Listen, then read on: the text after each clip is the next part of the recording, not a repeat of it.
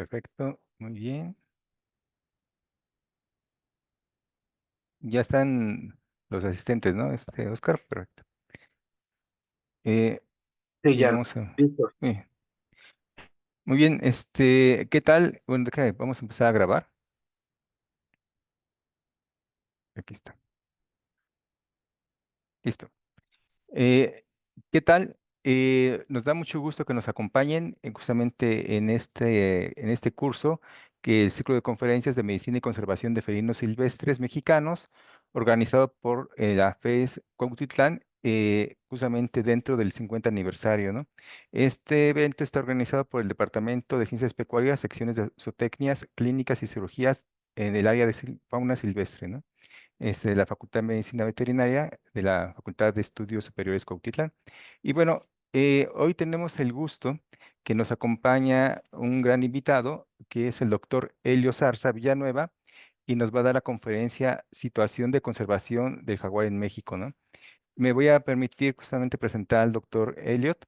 Y bueno, el doctor Elliot es licenciado en biología por la Universidad Nacional Autónoma de México, ¿no? Cursó sus estudios de maestría y doctorado también en la UNAM. Tiene más de 25 años de experiencia trabajando con fauna silvestre. Ha publicado 35 artículos en revistas indexadas y arbitradas, 5 libros de coautor y editor, 19 capítulos de libro, 25 publicaciones de divulgación. Ha formado justamente recursos humanos, 5 tesis de licenciatura, 4 tesis de maestría, 3 tesis de doctorado, ¿no? Sus líneas de investigación están enfocadas en biología de la conservación, ecología de mamíferos y ecología de las enfermedades. Cuenta con más de 15 años de experiencia como docente, tanto en la UNAM como en la UAM. Y bueno, su labor justamente tanto en licenciatura como en posgrado la han reconocido con el premio a la docencia por parte de la Universidad Autónoma Metropolitana, Unidad Lerma, en su edición 2015 y 2017. Es miembro fundador y vicepresidente de la Alianza Nacional para la Conservación del Jaguar y en el 2023 fue distinguido con el reconocimiento a la conservación de la naturaleza del año 2023. Está adscrito al Sistema Nacional de Investigadores en nivel uno y bueno, actualmente es profesor e investigador titular C de tiempo completo en la UAM Unidad Lerma. Y para nosotros es un gran gusto que nos acompañes, Elliot, el doctor Elliot. Y bueno, te cedo el micrófono. Ujú. Muchísimas gracias, Noé, y nada más que quede en Elliot, por favor. Un gusto, mil gracias por la invitación, se los agradezco a ti, Noé, Oscar, un gusto, muchos años de conocerlos, también un agradecimiento al comité organizador, y bueno, pues qué placer estar aquí con todos ustedes, y pues bueno, pues empecemos, si les parece bien, con la plática del día de hoy. Y pues nada más, por favor, avísenme si se comparte bien.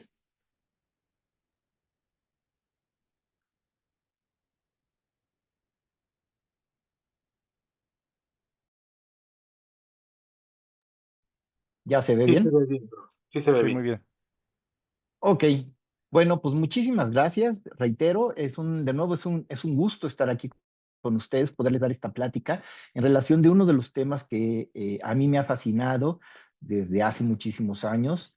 Hice mi tesis de maestría precisamente con el jaguar en el sur de la península de Yucatán y desde entonces ya hace varios ayeres, he seguido con el proyecto, si bien mi doctorado lo hice con otros temas, con ecología de enfermedades, seguí atendiendo este tema del jaguar porque indudablemente era de mis pasiones, de una de las especies emblemáticas. Bueno, entonces, pues bueno, demos inicio a la plática. Les comento nada más que la plática va a estar enfocada, a lo mejor varios de ustedes ya saben cuál es la situación del jaguar, la problemática, la distribución, pero quise empezar con esta plática dando ese panorama general. Posteriormente hablo sobre algunas acciones en particular que se ha trabajado en la Alianza Nacional para la Conservación del Jaguar. También les voy a decir quiénes somos.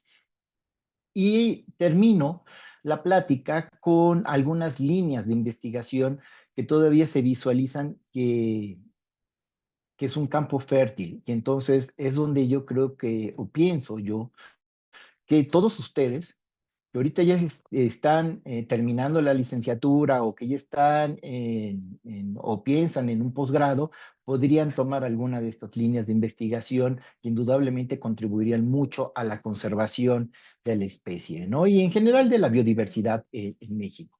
Bueno, ya sin más, empecemos, por favor. Bueno, pues la distribución del jaguar, históricamente el jaguar se distribuía desde el sur de los Estados Unidos hasta la región norte de centro de Argentina. Hoy en día, básicamente lo que nosotros tenemos en la distribución del jaguar es lo que nosotros vemos ahí de color anaranjado. Lo que podemos observar es que esa distribución que antes era un continuo de vegetación, hoy en día ya se encuentra bastante fragmentado. Si bien en la región del Amazonas, en Sudamérica, vemos todavía grandes macizos de vegetación y es ahí, en esa región del continente americano, donde vamos a encontrar las mayores poblaciones de jaguar.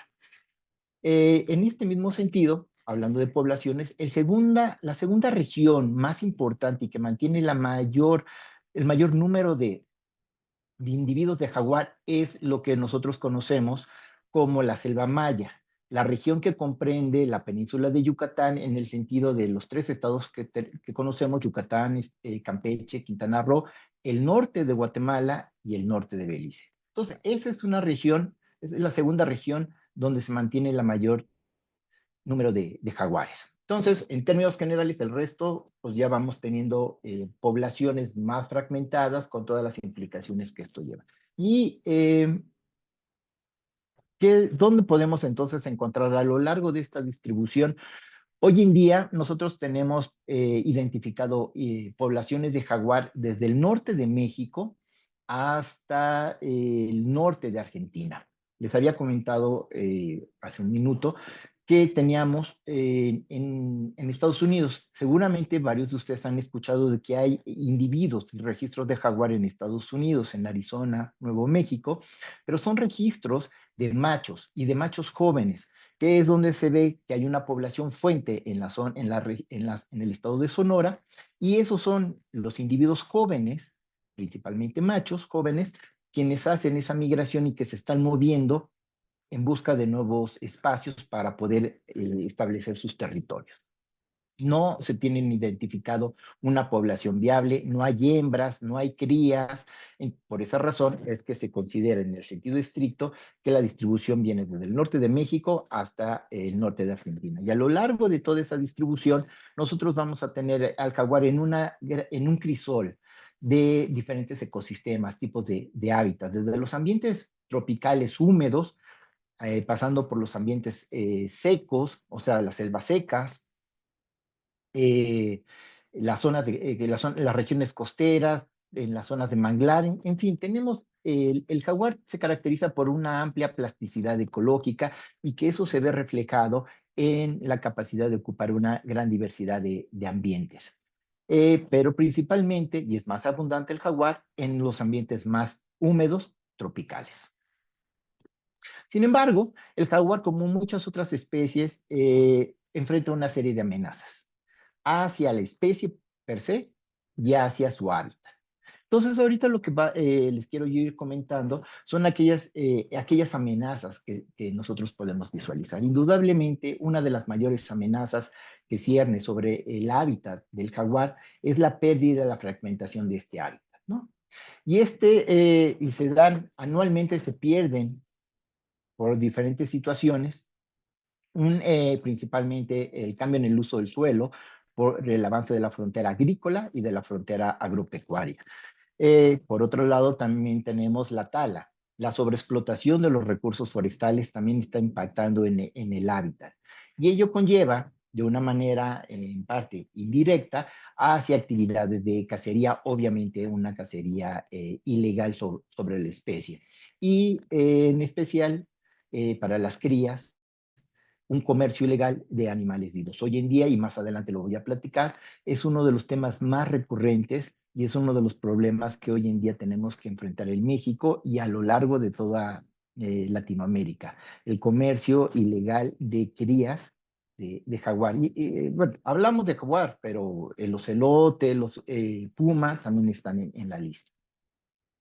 Tenemos acá otro de las amenazas, tenemos el conflicto humano-jaguar, que yo también quisiera que esto lo pudiéramos ir matizando, ya no tanto como un conflicto humano-jaguar, sino como una coexistencia. Pensemos que nosotros debemos de tener esa parte, pero más adelante también voy a platicar sobre este tema. Entonces, uno de los puntos tenemos esta coexistencia. Nosotros tenemos que aprender a coexistir, donde realizamos diferentes actividades humanas, agricultura, ganadería, etcétera, en estos sitios donde hay selva conservada y tenemos una biodiversidad. Dentro de esa biodiversidad también tenemos al jaguar, ¿no?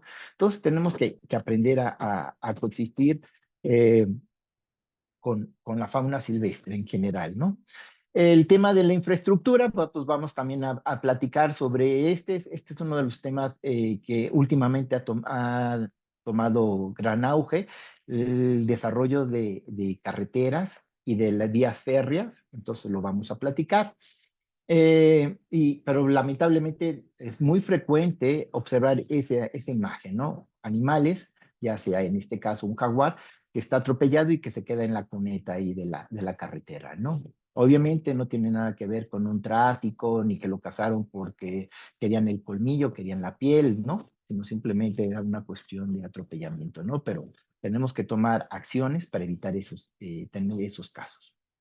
Lo otro es el mayor contacto de la fauna silvestre con la fauna doméstica.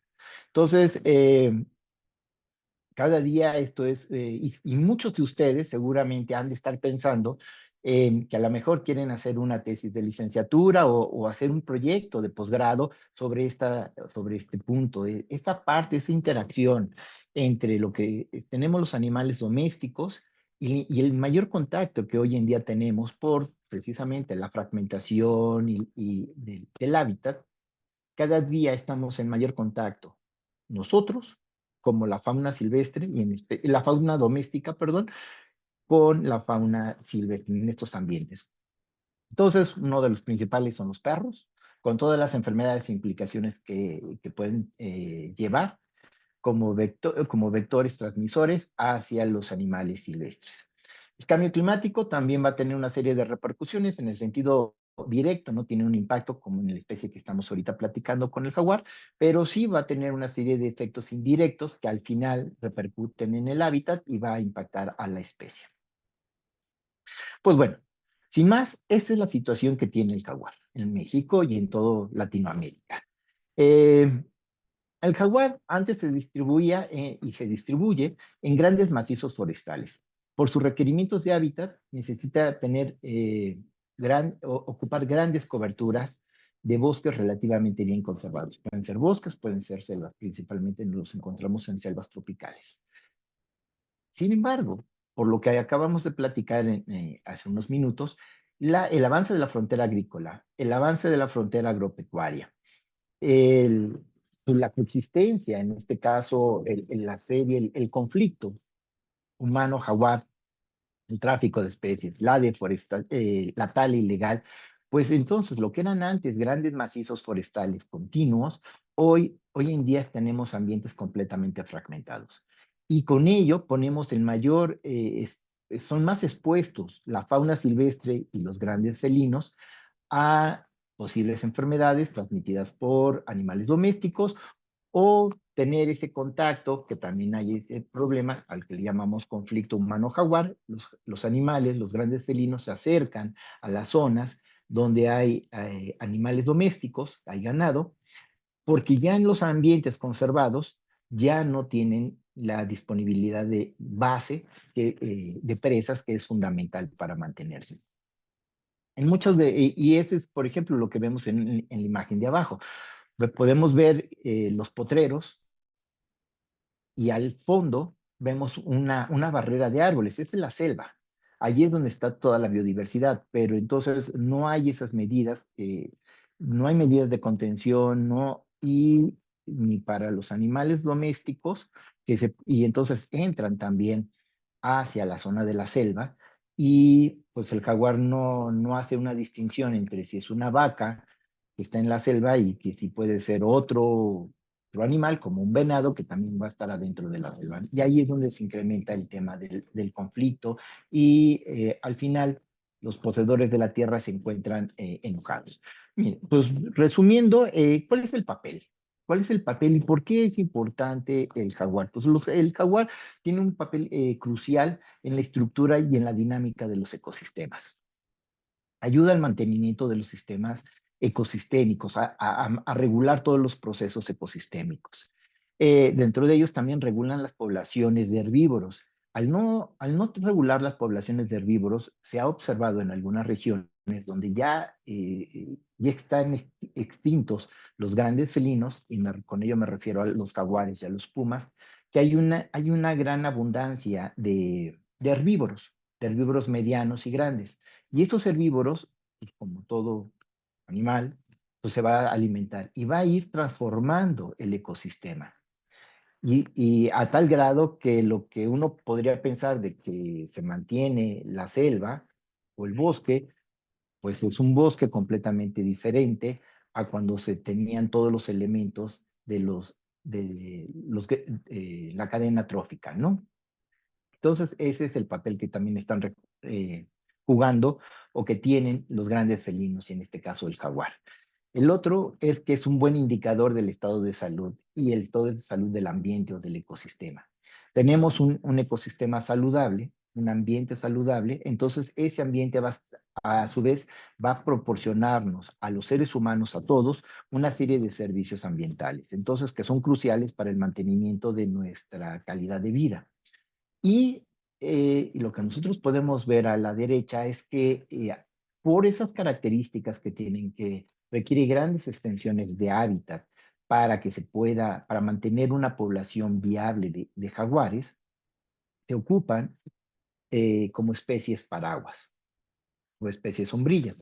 Es decir, al proteger el hábitat del jaguar, estamos protegiendo a cientos o miles de muchas otras especies que a lo mejor no son tan llamativas o carismáticas como lo que puede ser el jaguar, ¿no? Entonces, ese es un efecto como de paraguas, protegemos el hábitat del jaguar y entonces protegemos eh, de manera directa la conservación de muchísimas otras especies. Un poco como de numeralia y del estado de conservación, ahora vamos aterrizándolo un poco en México. ¿Qué hay en México? Miren, pues lo primero es que en 1975, ya hace mucho tiempo, el jaguar fue incorporado en el apéndice 1 de CITES. Entonces, aquí básicamente el apéndice 1 de CITES lo que nos está indicando es de que no se puede haber actividades de comercio. Queda muy restringido. Luego, eso es a nivel internacional. México está adicionado a CITES y por consiguiente también hace competencias relacionadas con CITES. Ya propiamente en el país es en la década de los 80 donde se considera, el gobierno mexicano lo considera una especie amenazada. Sin embargo, fue hasta finales de esa década que ya establece una veda indefinida. Esa veda indefinida, para evitar su cacería, comercio, tráfico, cualquier tipo de manejo que se le pueda hacer a jaguares silvestres, aparece a partir de 1987. Esa veda sigue y todavía está vigente. Prácticamente una década después, en 1997, se considera que es una especie prioritaria para la conservación y el encargado de esta parte, si bien es la Semarnat, se lo encomienda a especies prioritarias, que es una dirección de la Comisión Nacional de Áreas Naturales Protegidas. Y es en 1994, bueno, ahí ya me salté, perdón, pero es en 1994 cuando se considera que ya pasa de ser una especie amenazada a ser una especie en peligro de extinción, y eso aparece en la NOM 059 en sus diferentes ediciones, en la primera hasta en la última, que es del 2019. eh, en todas está en peligro de extinción el jaguar, ¿no?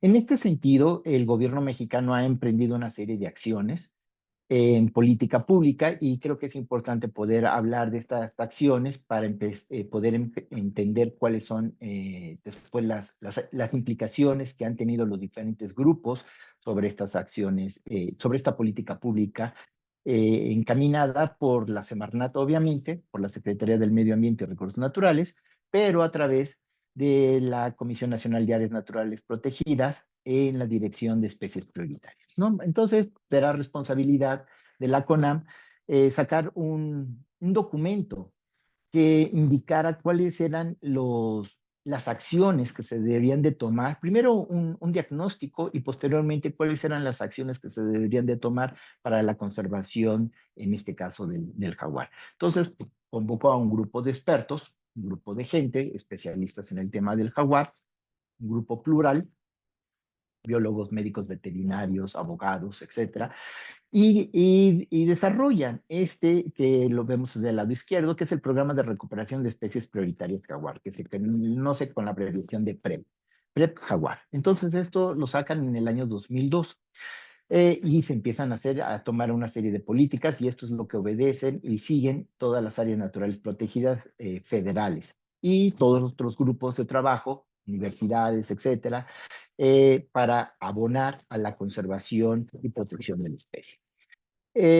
Así fue en una serie de años, pero un año que fue crucial y precisamente impulsado por la CONAM fue en el 2005. El 2005 fue el año del jaguar y en ese entonces estaba como presidente Vicente Fox y hizo la declaratoria del año del jaguar en ese año y se impulsó una serie de iniciativas, simposios, eventos, fondos para pensar cómo se debería de tener la conservación del jaguar a corto, mediano y largo plazo, ¿no? Para poder abordar todo eso.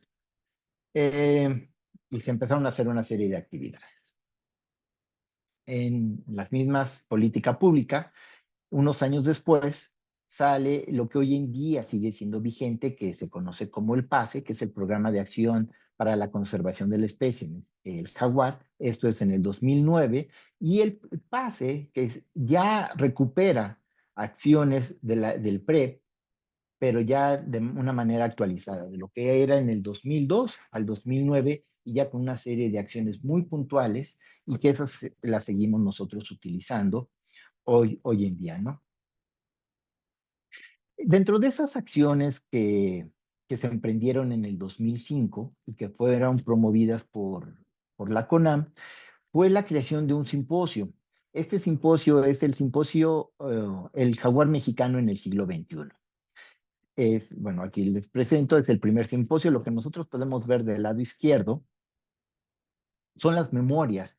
Y básicamente lo que se hizo en ese simposio fue determinar cuál era la situación del jaguar, porque todo era como muy anecdótico y se decían, bueno, las áreas mejor conservadas son las que deberían de mantener el jaguar. Sí, pero era una suposición, no se tenían estudios, no se tenía trabajo de campo. eh, el trabajo que se tenía ya tenía algunos años de haberse realizado, incluso décadas. Entonces, se saca este libro que es la situación actual y manejo, o sea, para dónde deberíamos nosotros, los que estamos interesados en la conservación del jaguar, ir dirigir esfuerzos.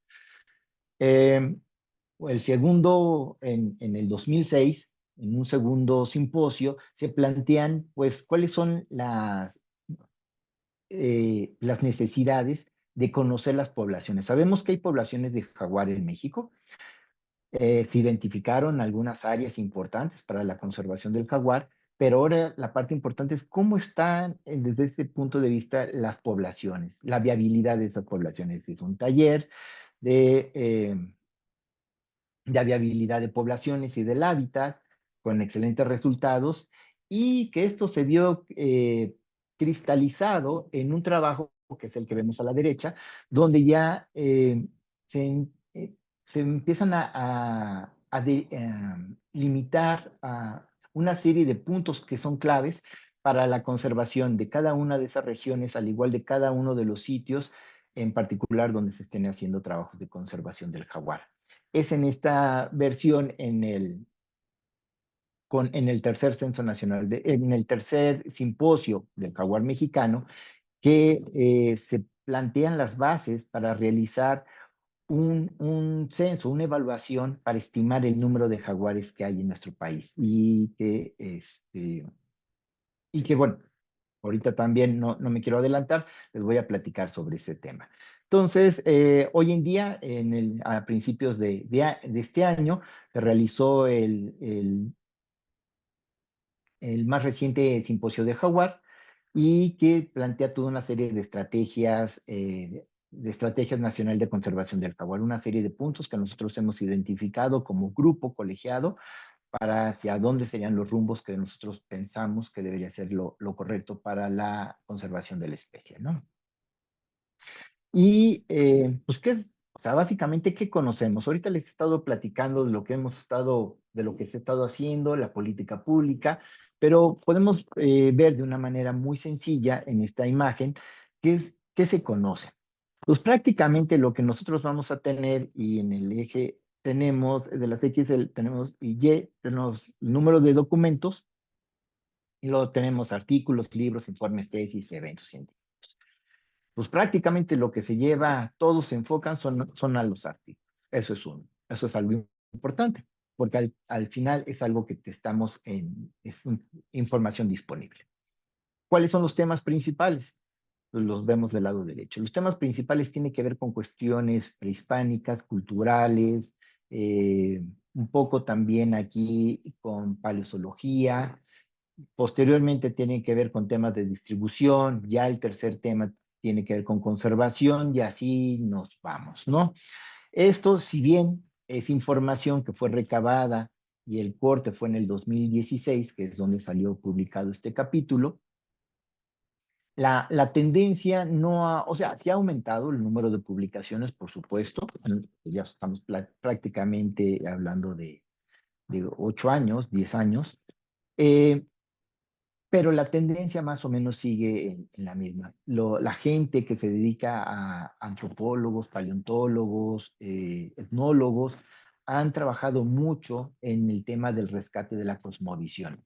Y todos los demás campos, ahí vamos y nosotros vamos abonando para el conocimiento de la especie. De manera general, pues les presento lo que ustedes ven arriba, pues son los integrantes de la Alianza Nacional para la Conservación del Jaguar. Actualmente somos 46 miembros de diferentes instituciones nacionales. Cada uno, nosotros obviamente tenemos proyectos en particular de Jaguar en diferentes partes de México, pero nos juntamos hace muchísimos años con la finalidad de poder sumar eh, inercias y poder capitalizar esas inercias en programas nacionales, como lo que les platicaba de tener una estrategia nacional para la conservación, lo que ahorita les voy a presentar del Censo Nacional del jaguar, una primera evaluación a nivel continental del número de jaguares que hay en un país, en este caso México. Entonces, cada una, ustedes seguramente por los logotipos reconocerán diferentes instituciones, tienen diferentes objetivos particulares cada una de ellas, pero nos unimos, nos juntamos todos los años en estos simposios de jaguar, precisamente para ver cómo vamos avanzando de manera local, regional, cuando nos sumamos varios, y a nivel nacional. Pues bueno, la Estrategia Nacional para la Conservación del Jaguar plantea una serie de 10 puntos, de los cuales nosotros hemos identificado que estos son los puntos medulares para la conservación de la especie y del hábitat.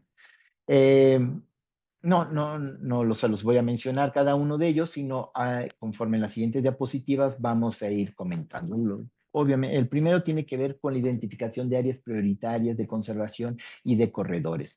Pues bueno, se dejaba visualizar desde el primer simposio, que estamos hablando en el 2005, de esas áreas que eran importantes para la conservación del jaguar, pero esas áreas que nosotros identificamos en el 2005 como importantes para la especie, todos fueron a partir de información que teníamos previa, información anecdótica, nada de trabajo de campo.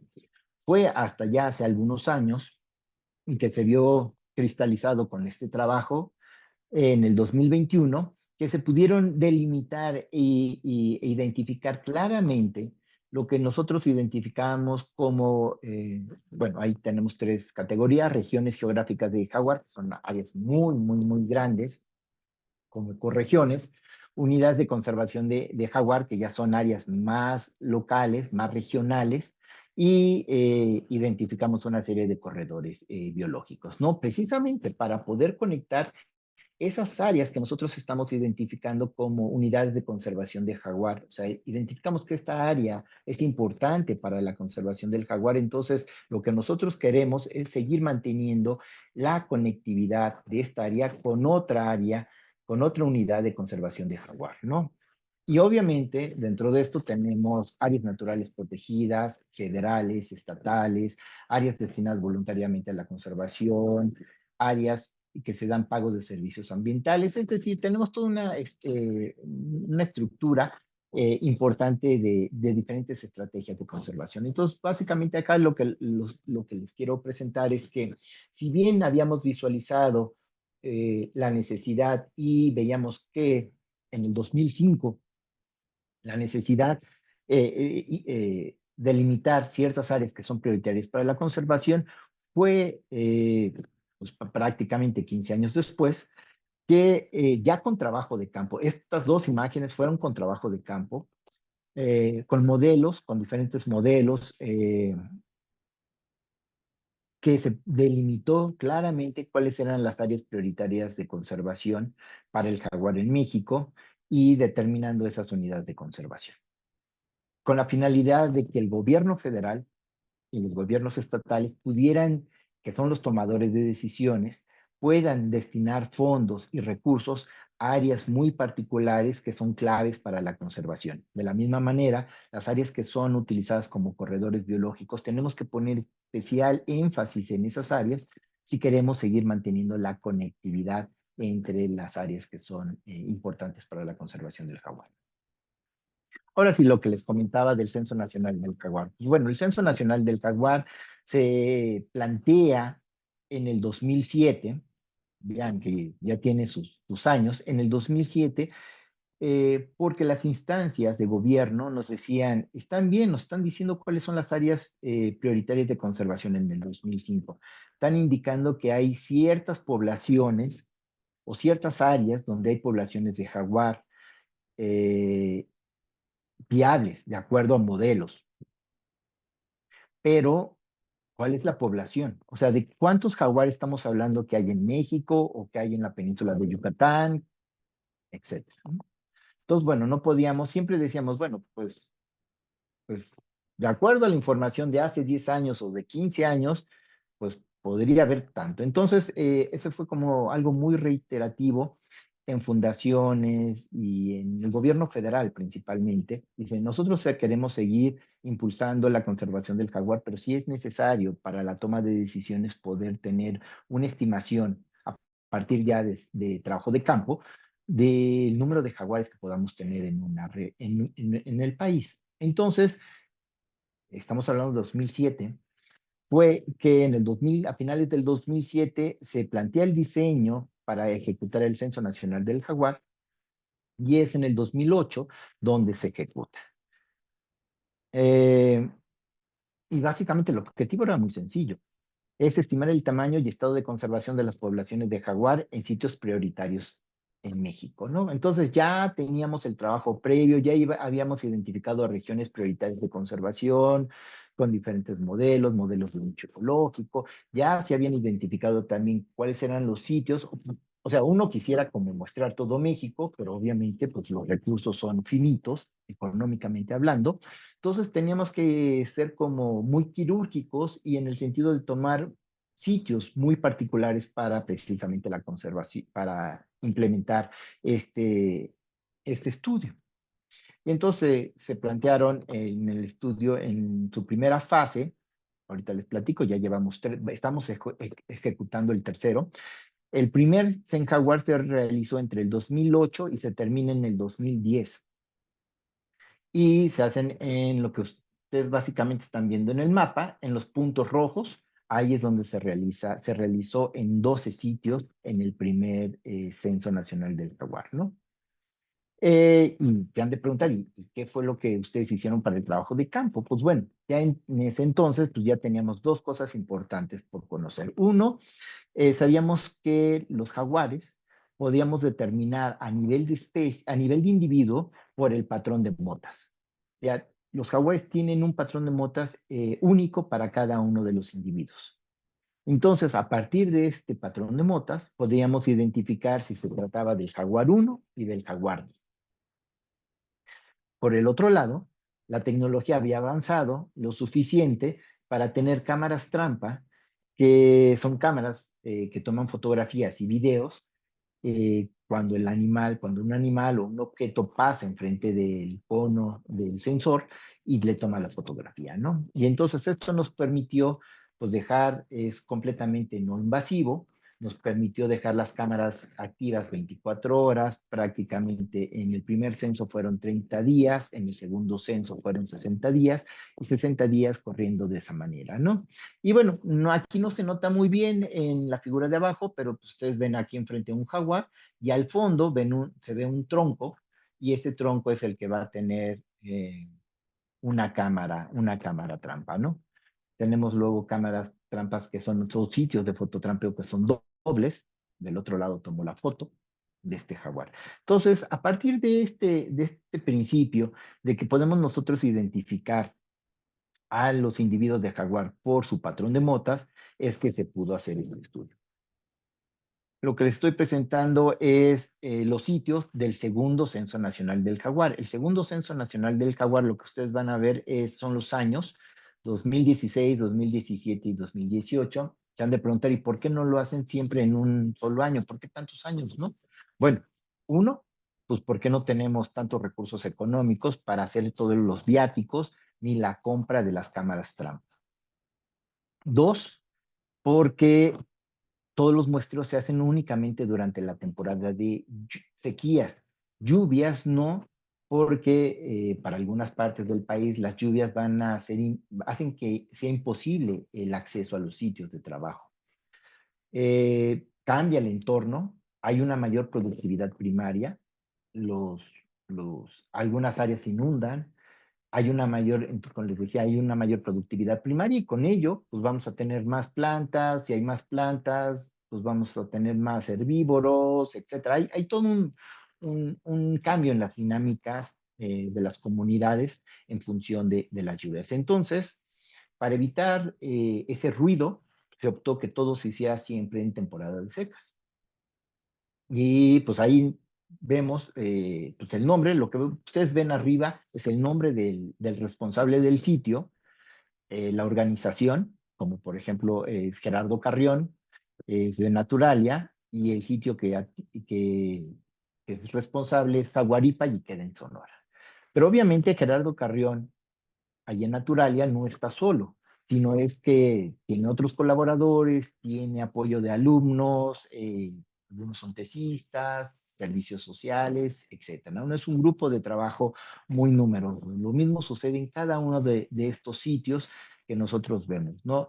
Y a lo que voy es de que este trabajo, si bien la cabeza la da una sola persona, pero atrás de esa persona hay un grupo importante de gente, no nada más otros académicos, estudiantes, sino que también pobladores locales que se comprometen hacia la conservación. Muchos de los sitios que trabajamos, no todos son áreas naturales protegidas, son áreas ejidales, por poner un ejemplo, y entonces los ejidos están completamente comprometidos, los pobladores. Tenemos grupos de vigilantes comunitarios que están bien comprometidos y que ellos hacen las revisiones, que posteriormente se acaba este censo, que es el segundo, se acabó y ellos todavía continuaron con un menor número de cámaras y de esfuerzo, etcétera, pero la parte importante que yo rescato es que continuaron con esa inercia de seguir conociendo más sobre su biodiversidad y más sobre el jaguar. Entonces, pues nada más resumiendo, el primer censo nacional del jaguar se hizo entre el 2008 al 2010, podemos decir que es 2010, y el segundo censo nacional del jaguar se realizó entre el 2016 al 2018, dejándolo como 2018. 2010, 2018. Y este año, que era lo que les estaba comentando, emprendimos el tercer censo nacional del jaguar. Prácticamente ya la mayoría de los sitios que tenemos hoy, tenemos muchísimos más sitios de manera simultánea. Se pudo recabar más fondos. También la tecnología ha avanzado, las cámaras también han sido más accesibles. No digo económicas, pero sí más accesibles para poderlas adquirir. Y esto ha permitido pues, que tengamos un mayor número de sitios a diferencia de los anteriores sitios. Uno quisiera poder muestrear todo México, pero pues eso obviamente no se puede. Pero bueno, les voy y esta simplemente es una de las fotografías que obtuvimos en el segundo Censo Nacional del Jaguar. Este es un collage, es un mosaico de diferentes jaguares fotografiados en diferentes sitios de México, ¿no? ¿Qué hicimos con esta información? Y van a decir, y bueno, ya tomaron las fotos, ya salieron animales, ¿y qué fue lo que hicieron? Bueno, pues fue un trabajo que se publicó en el 2021 en la revista Plus One, y básicamente lo que nosotros hicimos es pues, evaluar las coberturas de vegetación disponibles para esos dos periodos de tiempo. Uno, modelar, que es lo que nos vemos en el lado derecho, acá, modelar la distribución potencial de la especie con modelos de nicho ecológico, identificar y seleccionar cuál era la vegetación original para el 2010, posteriormente para el 2018, y posteriormente con una serie de algoritmos matemáticos y de modelos se hizo una estimación.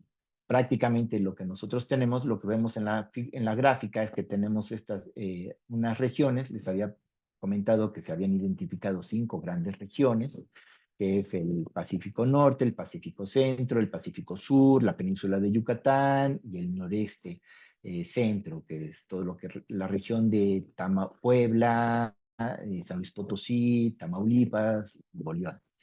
Bueno, con todo esto tenemos que en el primer Censo Nacional del Jaguar se hizo una estimación de 4,000 individuos, todos adultos, perdón.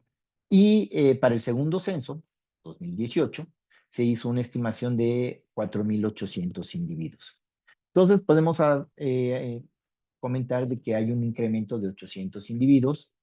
Este incremento se puede ver a muchos factores, a, pues a la mayor información que nosotros ya tenemos disponible, a la resolución en las capas de vegetación. O sea, estos valores, como ustedes lo pueden ver en las gráficas que vemos, y creo que, no sé si lo están viendo de este lado, en donde estoy señalando, la verde claro, la verde oscura, pues hay un intervalo la desviación estándar, obviamente, de esta estimación, ¿no? Pero en términos generales se observa un incremento. Esto también tiene que ver con las diferentes políticas públicas que se ha desarrollado el gobierno federal y los diferentes gobiernos estatales para la conservación de la especie. Entonces, todas estas acciones al final han impactado de una manera positiva. Por otra parte, también el comercio ilegal de la especie en materia de piel, colmillos, bajó aunque no lo creamos, bajó en ese sentido. Se dio por otras cosas y retomó auge años después, pero eso lo platicamos. Eh, Acá, y bueno, y entonces, pues ya seguimos con esa dinámica y ya tenemos. Entonces, hoy en día, lo que nosotros tenemos es el tercer Censo Nacional del Jaguar. Les estaba comentando que lo estamos realizando. Y ya de manera puntual, ya esto no es a nivel de todo el país, sino a nivel regional. El trabajo, tenemos un proyecto en común, el doctor Gerardo Ceballos y su servidor, de monitoreo de la población de jaguar en el sur de la península de Yucatán. Entonces, básicamente lo que nosotros hacemos es como se ve acá, pues colocamos cámaras en nuestra área de trabajo, pero también no nada más eso, sino que les colocamos un collar que funciona con GPS satelital y eso nos permite saber de una manera muy precisa dónde se están moviendo los animales, el individuo a lo largo de todo el año. Prácticamente los collares les dura 1 año y medio dependiendo de la programación, hasta 2 años que les ponemos. Entonces, estos son animales de los que hemos nosotros fotografiado, pero como en el que ustedes ven abajo, es de los jaguares que nosotros hemos capturado y tienen un collar y que al cabo de 1 año y medio tienen un dispositivo de caída, se desprende y sigue mandando información de GPS al satélite y eso nos permite ir al sitio para buscarlo y poder recuperar el collar y de esta manera pues, volverlo a usar. Entonces, pues ahorita les voy a presentar resultados, bueno, también de los resultados, no nada más vemos al jaguar, sino también vemos la diversidad de presas y la biodiversidad en general de mamíferos que tenemos en esta región, ¿no? Las áreas donde estamos trabajando es en la Reserva de la Biosfera de Calakmul, sur de Campeche, y en ejidos con manejo forestal porque esa es una de las partes importantes. Gran parte de la conservación, al menos en el sur, en la península de Yucatán, y principalmente en el sur de la península de Yucatán, tenemos grandes macizos forestales que están protegidos por áreas naturales protegidas, pero lo que tenemos afuera es bajo el esquema de áreas de ejidos con manejo forestal.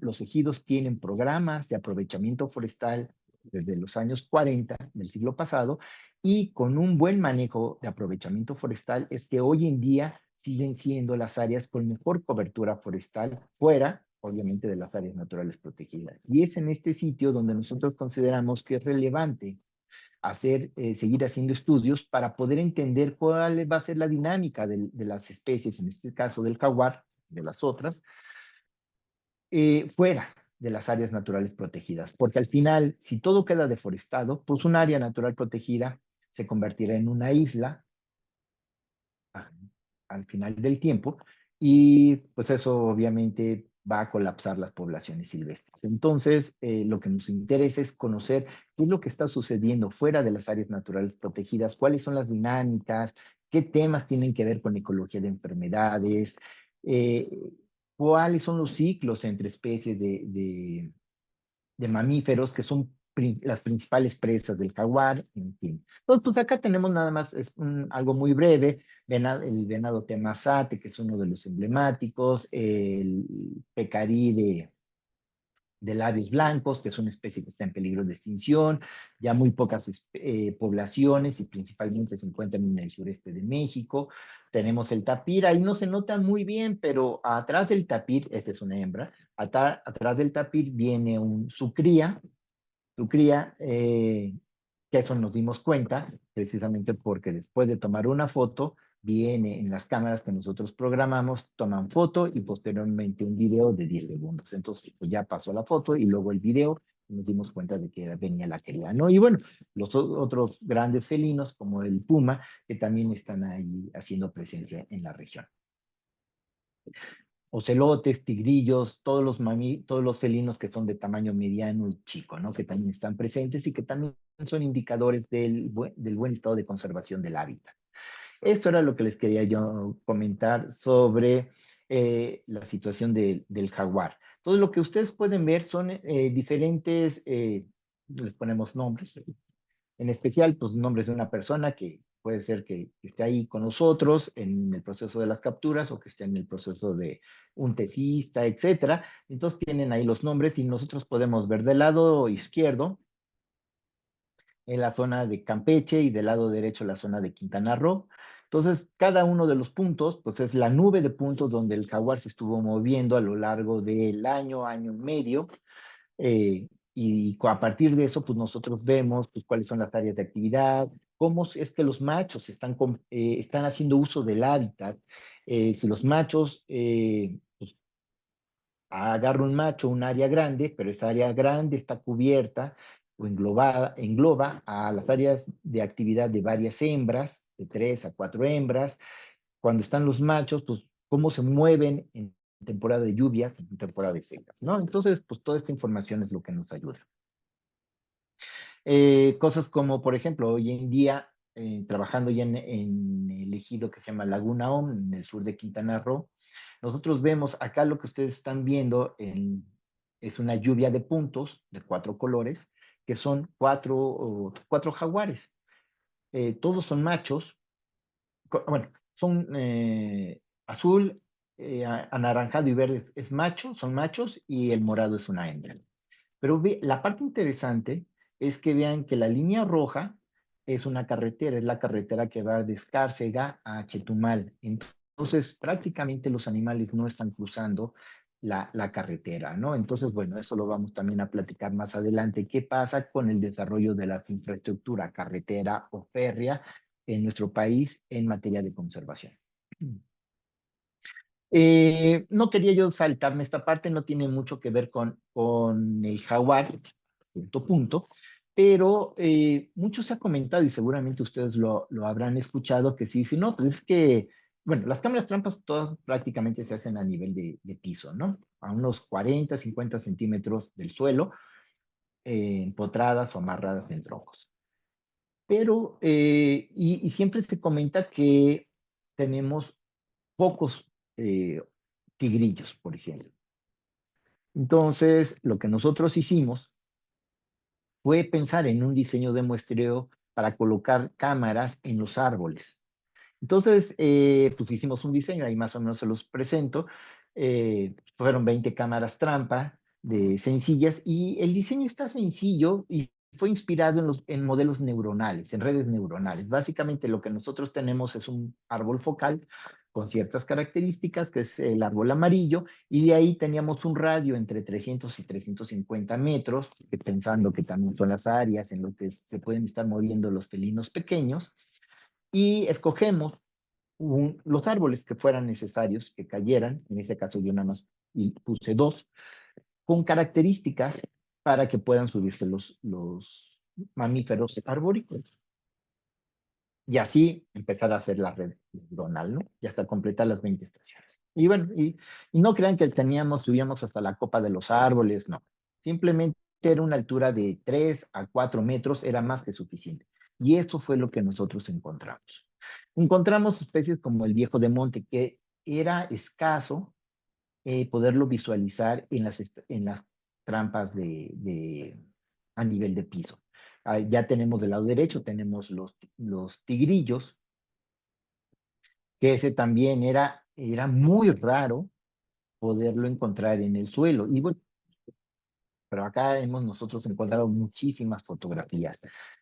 Cuatis y aves, pues esos siempre en general los encontramos, pero nada más les quería yo mostrar esta parte. Y obviamente lo que vamos a tener arriba, pues vamos a tener también primates.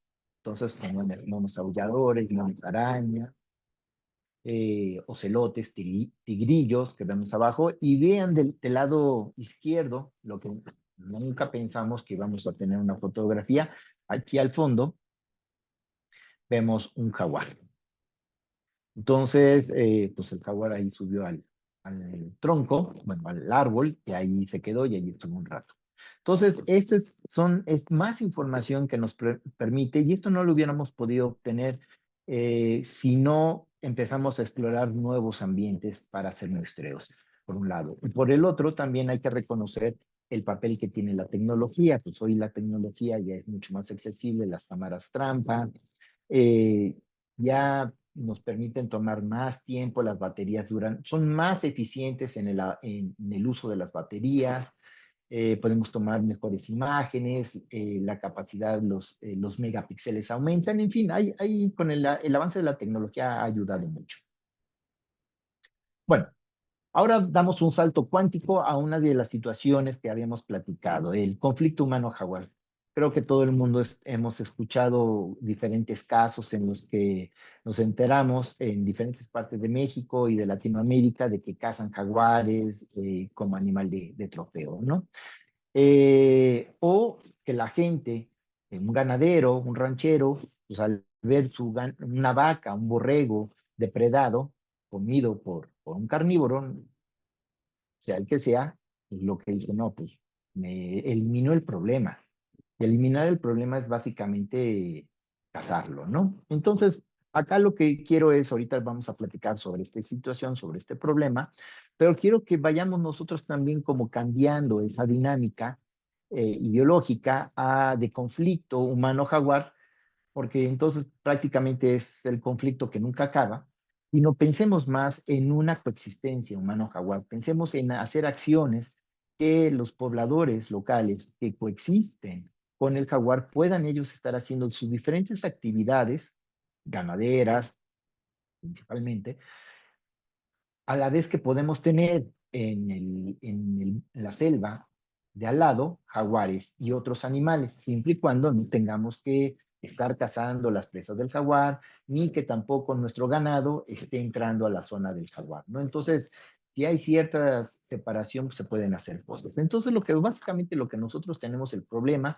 es, pues tenemos ganado, ese ganado, el que sea, pues no hay manejo, no hay, creo que ese es uno de los puntos importantes y que finalmente que yo quisiera terminar con la plática en su momento, para retomar este punto de lo que nosotros necesitaríamos hacer y también para los pobladores locales, en especial a los ganaderos, que deben de tener un manejo ganadero y que ese manejo ganadero implica tiempo y al final también implica recursos económicos, pero más que nada implica tiempo, porque si no, lo que nosotros vamos a tener es que el ganado entra a las zonas de cobertura forestal, a una selva, el jaguar, como les comentaba, no hay esa diferencia entre si está la vaca o el venado, pues la vaca no va a correr tanto como el venado, cazan la vaca, ya el ranchero se da cuenta, una vez de que ya ve los opilotes ahí revoloteando, y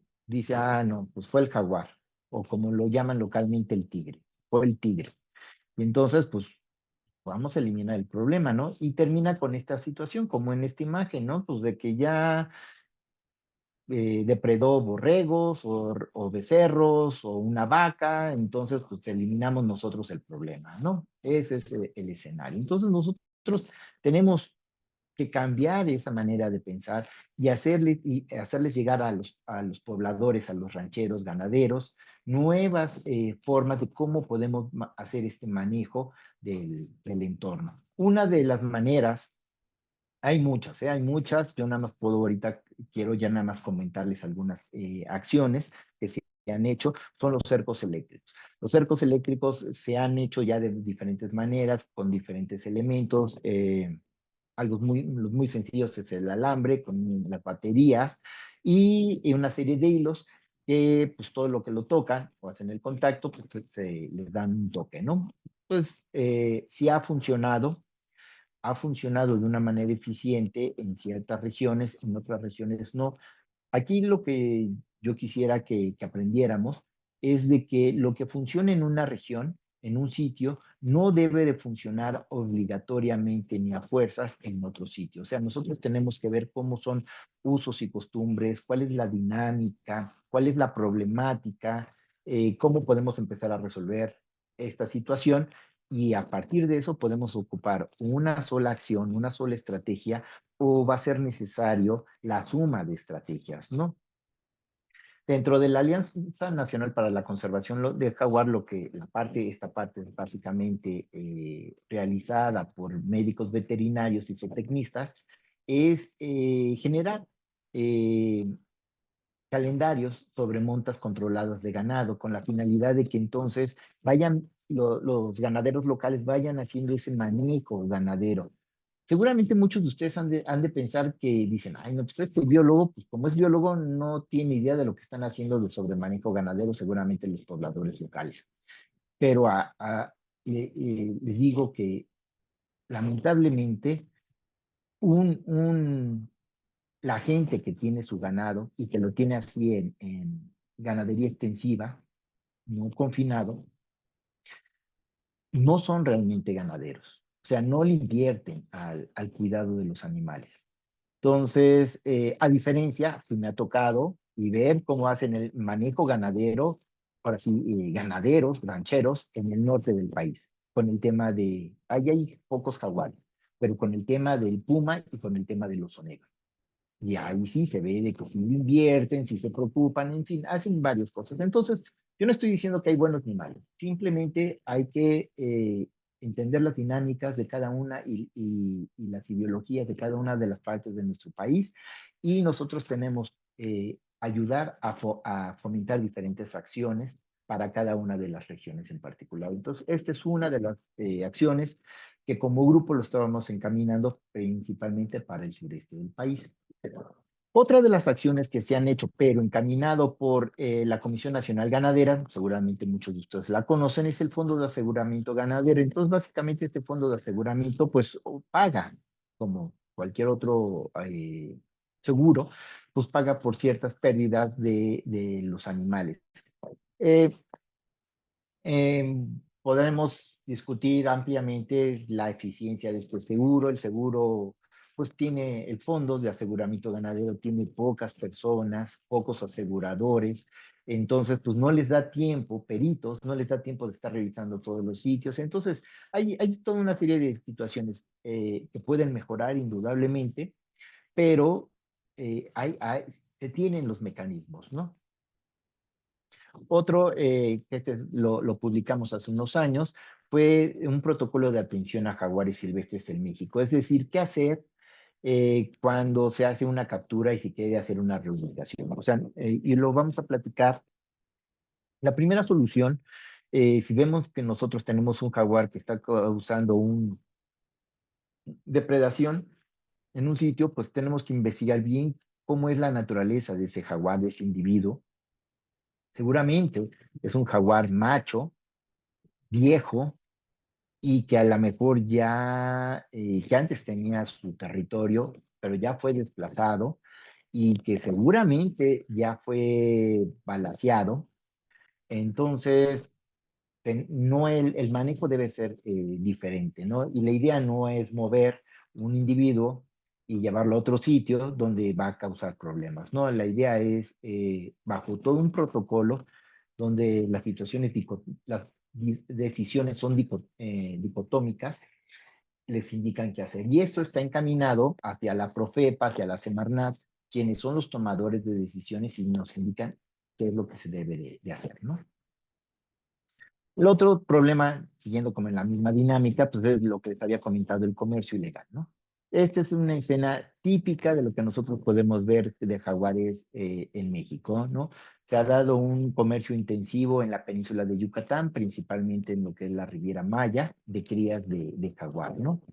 Y bueno, y las otras imágenes, pues bueno, son toda esta parte de cacería ilegal que se da. Recordemos que como hay una veda indefinida desde 1987, no está permitido la cacería del jaguar en México. Y bueno, ni en otros países de Latinoamérica, precisamente porque hay una serie de restricciones. Entonces, pero bueno, tenemos estas imágenes, algunas salen en las redes sociales y bueno, quedan así como un poco como impunes. También tenemos dentro de la Alianza Nacional para la Conservación del Jaguar abogados ambientalistas o abogados que estudian derecho ambiental, mejor dicho, y están buscando estos mecanismos para que puedan ser que las leyes, los reglamentos sean mucho más firmes en este sentido. Porque ustedes pueden tomar, por ejemplo, la imagen de que nosotros vemos de la persona de la derecha, pues dicen, bueno, pues yo me tomé la foto, pero yo no lo maté. O sea, el punto es de que lo deben de tomar la Profepa, eh, pues con el animal y prácticamente con el arma y con todas las evidencias, ¿no? Porque si el que se tomó la foto dice, bueno, allí estaba, pero yo no lo casé.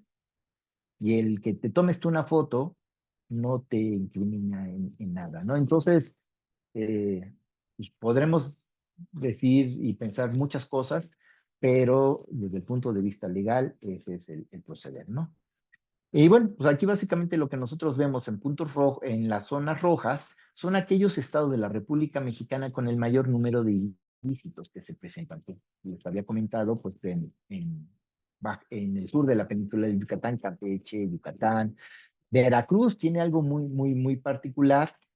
Sonora, por el tema de estos jaguares que luego depredan a animales domésticos. Y en el centro del país no es porque en la Ciudad de México hubiera jaguares, sino porque ahí llegan como los centros de acopio, ¿no? Por piel, colmillos, animales vivos, que básicamente son crías, ¿no? Principalmente los rojos, en todo el gris también hay problemas, pero esto. En su momento, nosotros estuvimos trabajando muy estrechamente con la Gendarmería Ambiental, se estuvieron haciendo decomisos en la región de la península de Yucatán. Hoy en día se trabaja con la Guardia Nacional, entonces se siguen haciendo estas decomisos, operativos, etcétera, ¿no? Nada más quiero comentar, me voy a salir un poco, pero seguimos en la parte de Mesoamérica, no me voy tan lejos. Es que se hizo un trabajo precisamente en el 2018, donde sí sacan de nuevo los focos rojos de esta llamada de alerta, ¿no? Que se observa una mayor tendencia al tráfico de ejemplares, partes de jaguares para un mercado creciente en Asia. Estamos hablando del 2018. Eh, y este comercio puede ser favorecido o aumentado por el conflicto eh, o la coexistencia humano-jaguar, ¿no? Antes no les había comentado que ya esta parte del comercio que era para la piel, que se comercializaba mucho la piel o el colmillo, dejó de tener una demanda. Es simplemente, no hay oferta, no hay gente que compre, entonces pues, ya no hay necesidad como de vender productos que no voy a vender, ¿no? Entonces, ahí se disminuye, sin embargo, con la oferta de la demanda que pide la región asiática, pues de nuevo se va hacia arriba esta el mayor tráfico, ¿no? Principalmente huesos, colmillos, miembro de jaguar, para que una cuestión afrodisíaca, medicinales, etcétera, ¿no?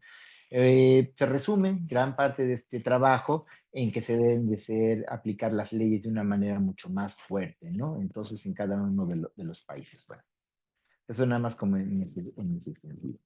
Otro de los puntos que nosotros hemos trabajado desde el punto de vista de la Alianza Nacional para la Conservación del Jaguar es qué es en el tema de los médicos veterinarios y biólogos, si la necesidad de tener animales en cautiverio, en el caso de que sean, no queremos sacarlos de la vida silvestre para tenerlos en cautiverio, no, sino de estos decomisos que se hacen, que son animales y que tienen eh, pues, pocas semanas o meses de haber salido de vida silvestre, pasarlos a programas, que en este caso se llama Red Jaguar, que es Rescate Jaguar, son programas de acondicionamiento para que no lleguen a improntarse y que puedan estar bajo un programa con la finalidad de que al cabo de un año y medio, dos, que es el tiempo en el que llegan a la madurez sexual, puedan reintegrarse al ambiente silvestre, ¿no? Entonces aquí tenemos un par de casos,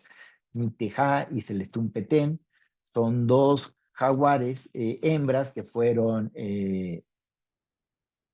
su madre fue casada, encontraron las crías, dieron parte, llegó la Profepa, entonces dijeron, bueno, pues es que vamos a disponerlas en este centro para no llevarlas completamente a un zoológico, y entonces lo que se trató en su momento y se mantuvo es todo cero contacto humano visible y palpación.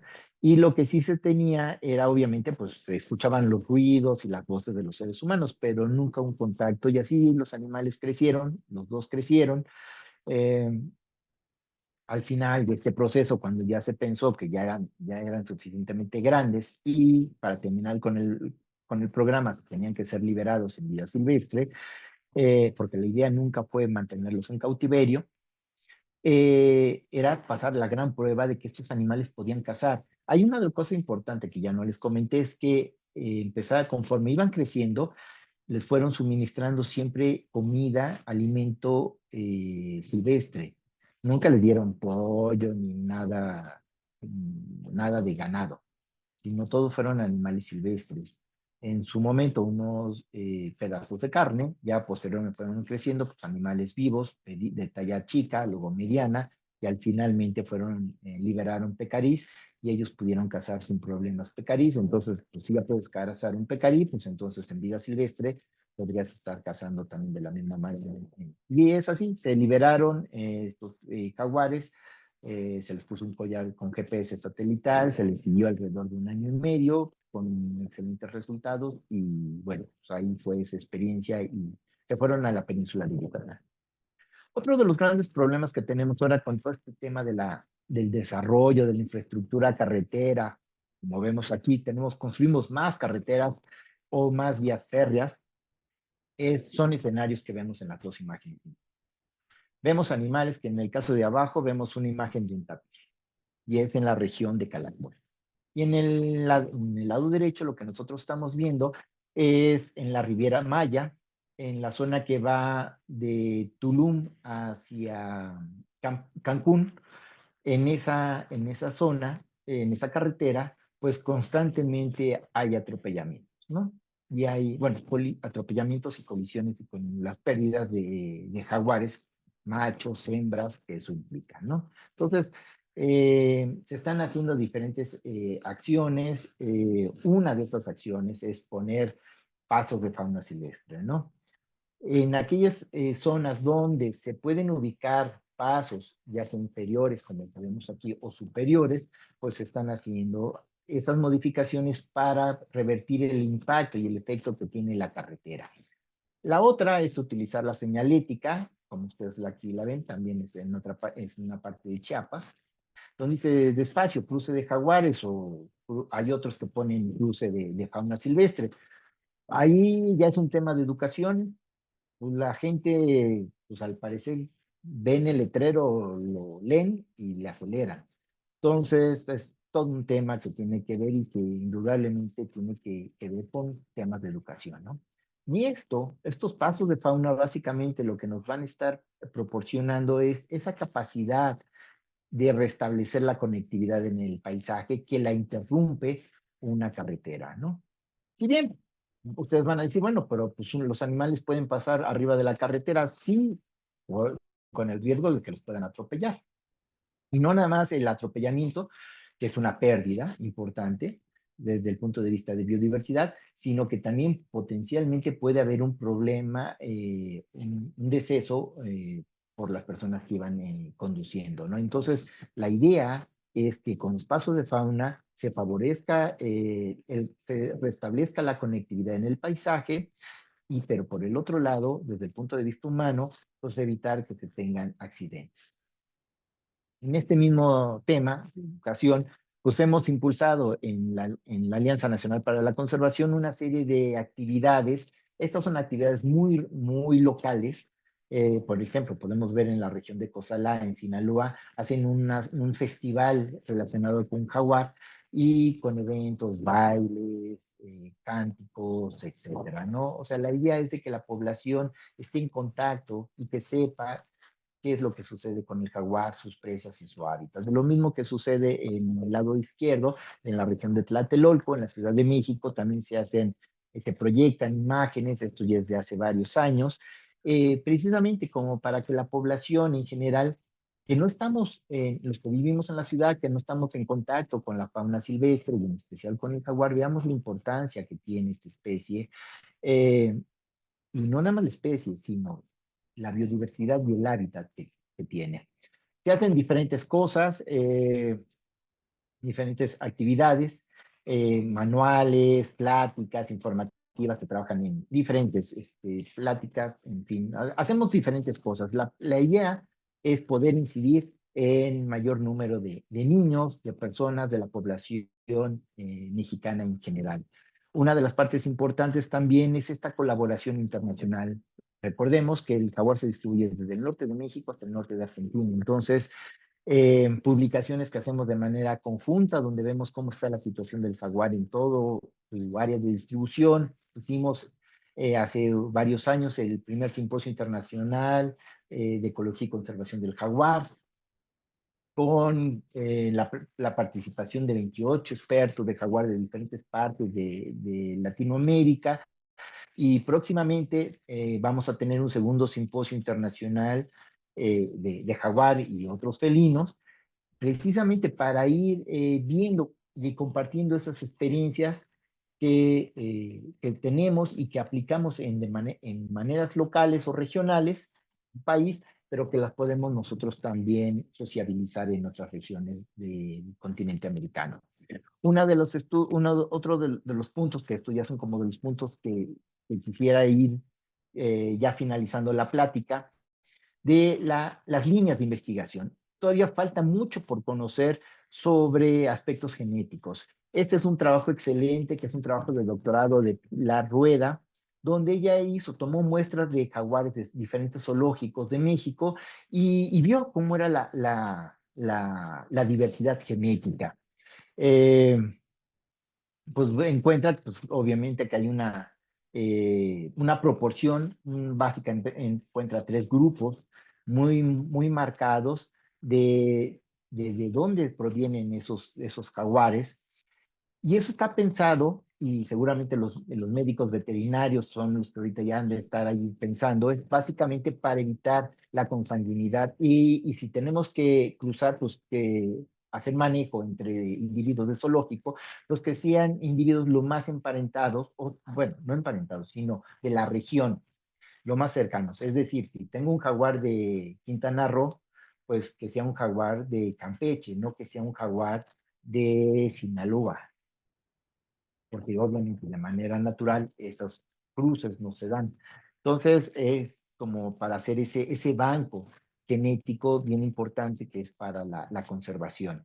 Se vislumbra a partir, ojo, a partir de los ejemplares que hay en cautiverio, en los zoológicos, que las poblaciones silvestres han declinado y que se está erosionando la genética.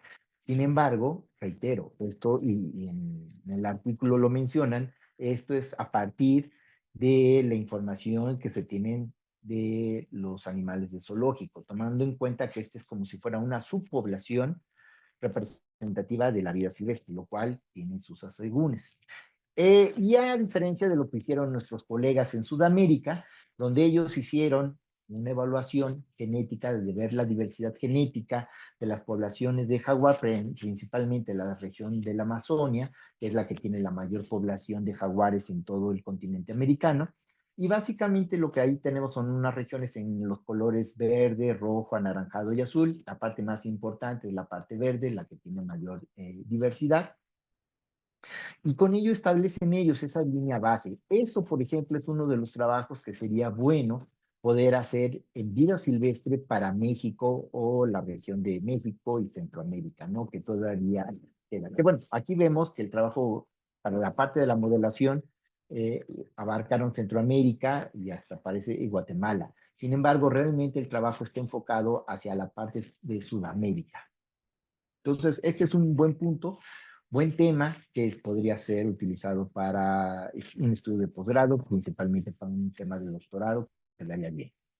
El tema de la salud animal, ustedes conocen más, ustedes son los expertos en este tema. Seguramente es recurrente el escuchar estas partes, estas situaciones que se han sucedido con la fauna silvestre en temas de distemper canino, principalmente. Hay otros virus, pero principalmente el que se ha caracterizado y ha hecho seguimiento es con distemper canino.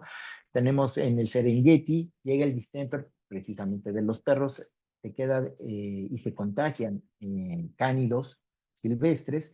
De los cánidos silvestres brincan a las hienas y a los chacales unos años después, y en 1994 brincan hacia la población de leones, con un contagio enorme, y la población prácticamente, bueno, no desaparece, pero sí se reduce de una manera importante. Esto es un claro ejemplo. Obviamente estamos hablando de muchísimos años de estudios, de seguimiento, monitoreo, que llevan gente trabajando en el Serengeti, ¿no? Entonces, nosotros no lo tenemos así en México ni en Latinoamérica, pero si es a partir de estas experiencias es donde decimos, bueno, pues si están los perros en las zonas de transición de los potreros y de la selva, y luego tenemos coyotes y tenemos otros cánidos. Entonces, el hecho de que puedan contagiarse y que al final puedan estar haciendo un brinco hacia otros felinos, pues no es como la idea muy remota. Si ya se presentó en otras partes del mundo, entonces nosotros tenemos que tener eso presente.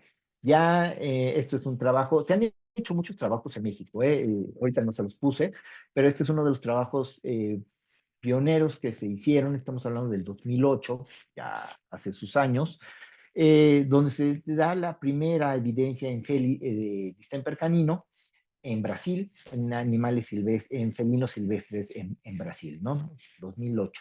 Entonces, ya en México ya se han hecho diferentes trabajos, mucha gente, muchos egresados de la Facultad de Medicina Veterinaria de la UNAM han hecho sus tesis precisamente en temas de distemper para ver cuál es la prevalencia, etcétera, de la población, a los que viven, los perros que viven en el poblado, que prácticamente están en contacto o muy en contacto con los animales silvestres. Entonces, es todo un campo donde se puede explorar sin tanto problema.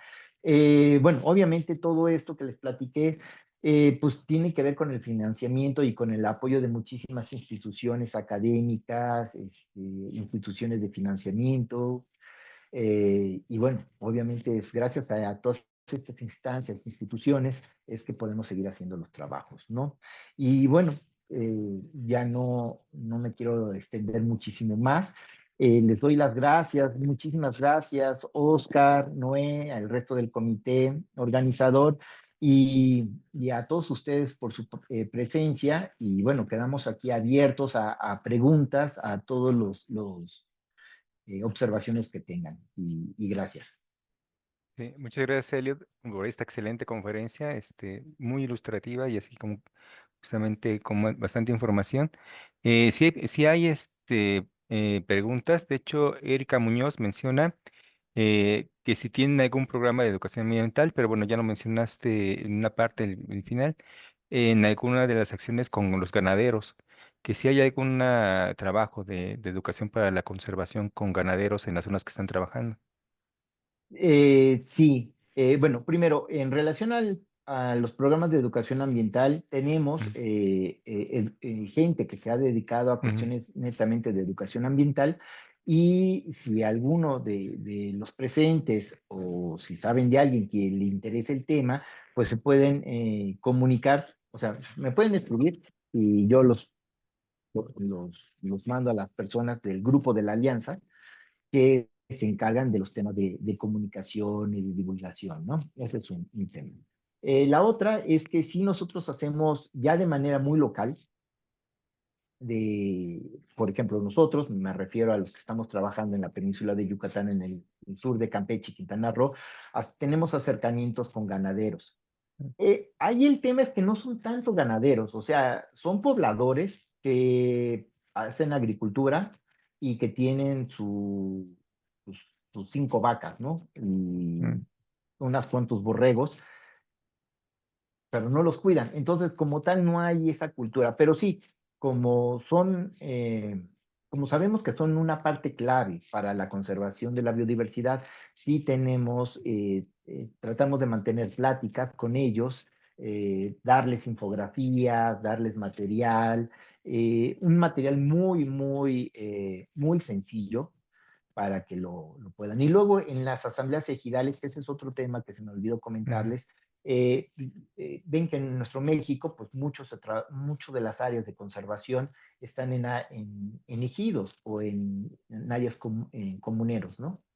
Entonces hay que tener ese acercamiento y hay que tener no solo con el comisario, con las autoridades, ejidales, sino también informar de las actividades que vamos a hacer o de lo que encontramos de nuestros resultados con el resto de los ejidatarios o de la comunidad. Entonces, lo que nosotros hacemos, siempre pedimos permiso para poder entrar, pero lo hacemos, obviamente les avisamos a las autoridades, pero pedimos una audiencia en la asamblea ejidal y que los ejidatarios voten si están de acuerdo, después de escuchar nuestro proyecto, en que se hagan. Al igual que las pláticas, hacemos pláticas también para que queden ahí a nivel de elegido.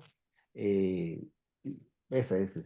Hay otros que hacen, bueno, el punto es de que yo soy biólogo, no sé tampoco mucho del tema de comunicación, pero los que sí son comunicólogos, pues ellos tienen una participación muchísimo más activa, ¿no? Los invitamos, pero cada quien hace sus actividades. Pero gracias por la Sí, pregunta. sí, muchas gracias, Elliot. Correcto. Bueno, aquí hay un comentario, bueno, es de Jandal, Emiliano. Bueno, yo creo que también esta cuestión de dice que los huecos o lagunas legales, imagino que es de esta cuestión del tráfico de las pieles, de los colmillos hacia la Ciudad de México, las crías, ¿no? Porque nada más fue como comentario, ¿no? Este, si tiene alguna pregunta, comentario respecto a la conferencia del doctor Elliot, pueden ponerlos en el chat. Yo te quería preguntar, Elliot, por ejemplo, para estas reuniones que hacen, porque casi siempre las hacen en Morelos, ¿no? Creo que o van cambiando sede. ¿Esas están abiertas para, digamos, cualquier público o solamente son de especialistas para o donde, por ejemplo, alguien que se quede ahí formando, por ejemplo, con el tema del jaguar, dónde puede, digamos, ver las memorias, si las pueden descargar de alguna página de internet en PDF o dónde se pueden comprar de manera física, Ujú. dónde podrían, por ejemplo, alguien, de, por ejemplo, es que aquí tenemos varias alumnas, varios alumnos, bueno, y profesionistas que a lo mejor les interesa mucho el tema de este felino, ¿no? ¿Dónde Ujú. podrían recabar más toda esa información? Ok, muchísimas gracias, Noé, por la pregunta. Ujú, Sí, mira, estos simposios se vienen realizando desde el ujú, 2005 y ujú, este año fue en enero, en ujú, febrero, perdón, del ujú, 2024. El simposio es ujú. abierto al público en general. Aquí. Las presentaciones sí están encaminadas más que nada a gente que trabaje dentro del grupo, ¿no? Es decir, si hemos tenido estudiantes de posgrado que dicen, bueno, yo estoy trabajando con el jaguar, o bien pueden ser también con ocelote, con otras especies, pero todos son felinos. Y bueno, yo encontré esto y quiero compartir esto. Entonces, pues les damos un espacio para que puedan exponer sus resultados. Pero eso ya está muy acotado, eso sí no los deben de avisar, se deben de... Por Ujú, correo electrónico, ujú, bueno, en este caso, mi correo como vicepresidente, pues tengo la comunicación ahí con todo el resto de los miembros y del comité directivo, pero también pueden entrar, hay una página de la Alianza Nacional para la Conservación del Jaguar, que pueden entrar y ahí pueden darle seguimiento. ok, Eh, lo que sí es que pues, cuando me escriben a mí, pues yo soy como muy quisquilloso, entonces sí le estoy dando seguimiento, y ando preguntando, y ya le enviaron la información y ya está. Entonces, bueno, en eso es lo que yo hago. Memorias. No de todos los simposios salen memorias o libros. ujú, Entonces, nada más de cosas muy particulares es que salen memorias o libros. Lo que yo les presenté, lo que ha hecho la CONAM, o sea, el PREP y el PASE, esos son de acceso público. ujú, Y los libros que nosotros hemos generado, que es un manual de fototrampeo, que es este libro de Jaguar y que es el protocolo de atención, esos también son de acceso público, los pueden encontrar en la página de la Alianza Nacional para la Conservación del Jaguar. También sé que los diferentes colegas, miembros de la Alianza, en sus respectivas páginas, los ponen para que los puedan descargar.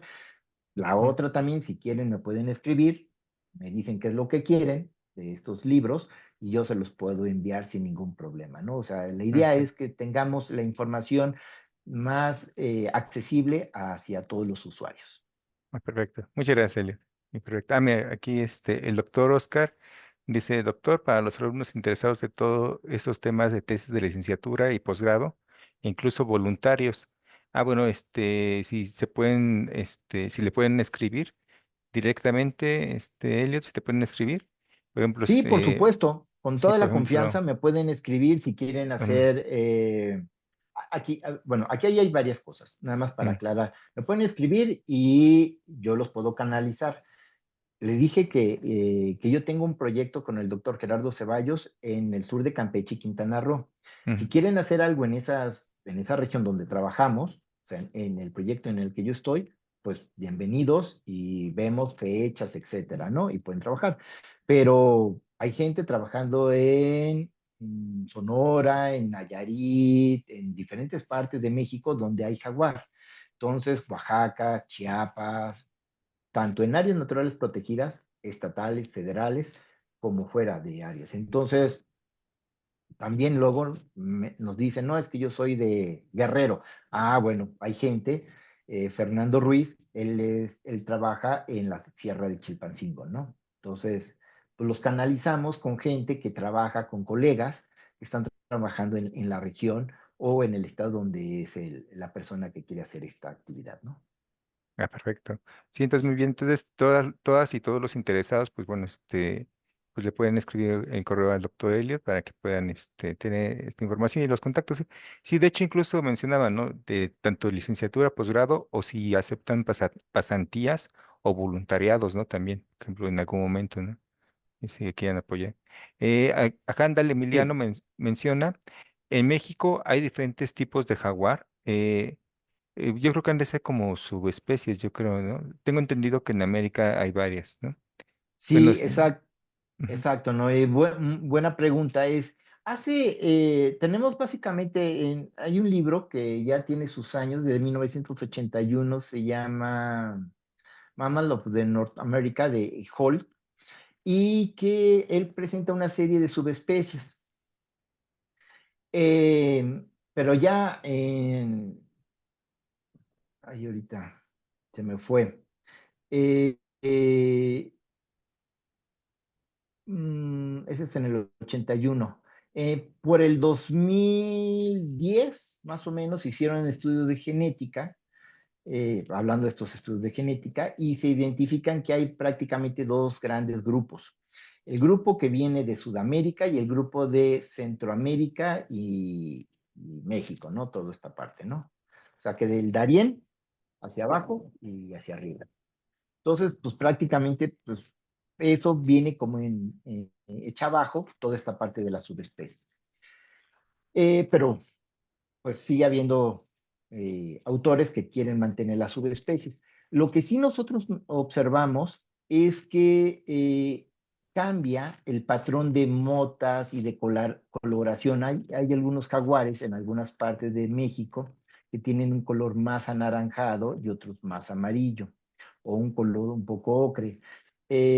Pero ya la gente local ya les llama de diferentes nombres. Pero pero por los que yo he visto, de los que he capturado y que he tenido la fortuna de capturar aquí en el sur de la península de Yucatán, que han sido 42, he visto como de todos los patrones, o sea, de todos la coloración.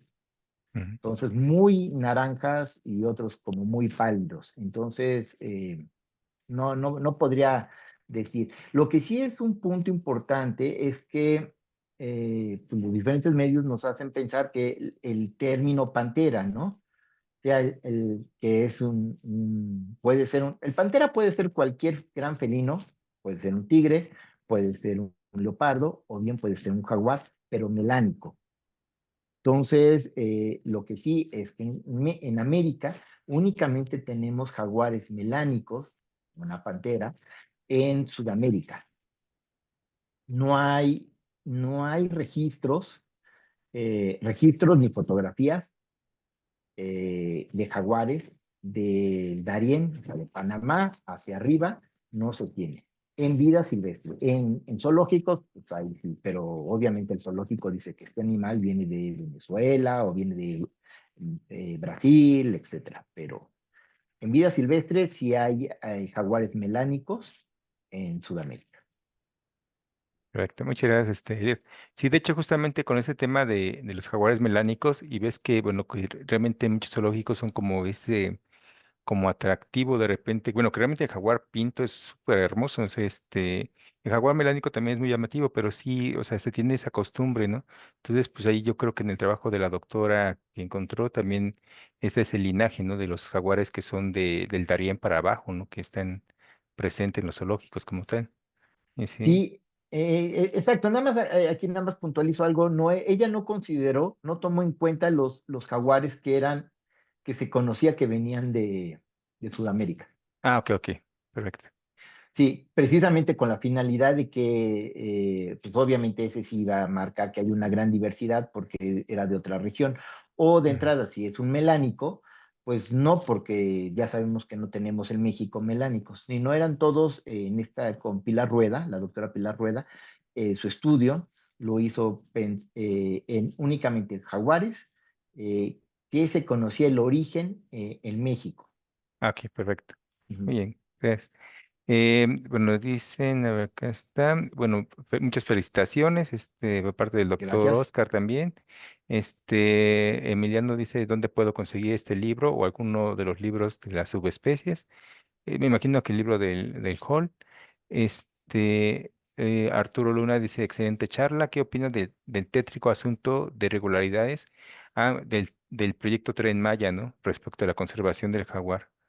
Y sí, Sí, es todo buena pregunta, ujú, porque en realidad era una pregunta obligada bien, con todo este tema de las infraestructuras. Eh, Indudablemente, partimos que toda obra de infraestructura va a generar un impacto, sea la que sea. Partiendo de eso, indudablemente la obra, el Tren Maya, pues tiene y genera una serie de impactos. Esos impactos se pueden mitigar y el proyecto Tren Maya realizó en un inicio una serie de estudios para identificar pasos de fauna. Entonces, en toda la ruta que estamos hablando de 1.500 kilómetros aproximadamente, se tenían estimados, ubicados, alrededor de 450 pasos de fauna. Pasos de fauna que podían ser subterráneos, la mayoría, y pasos de fauna aéreos que es como lo que nosotros vemos y que son muy impactantes, eh, que es alrededor de unos 5. mm, Obviamente eso tiene que ver por costos, ¿no? Los de abajo son mucho más económicos, más accesibles. Económicos nada, sino más accesibles de poder hacer. Otro de los puntos importantes es de que recordemos cómo son todas obras necesitan tener alcantarillas o tubos para toda la descarga de agua, para el flujo hídrico. Entonces, lo que ellos hicieron, bajo la asesoría académica, fueron modificar, en lugar de tener un tubo debajo de la obra del tren, de la vía férrea, pusieron cajones. O sea, la fauna silvestre le cuesta mucho trabajo pasar, simplemente nosotros nos cuesta trabajo pasar por un cilindro. En cambio, pasar por un lugar plano, por un cajón, es mucho más sencillo y fácil. Entonces, estos fueron de las acciones que en su momento se consideraron como medidas de mitigación. Y aparte, estas acciones iban en lugares que iban contiguos, la vía del tren con la carretera no tenía pasos de fauna. Entonces, lo que iba a hacer la vía del tren era amortiguar el efecto negativo que tenía de atropellamientos la carretera. Entonces, en ese caso, pues indudablemente la construcción de estos pasos de fauna es muy bueno. Eh, Aquí lo único es que ya no sé si todos estos 450 lo llevaron a buen término y eso sí no lo sé, porque las imágenes que yo les presenté del atropellamiento de Cancún-Tulum no es con el tren.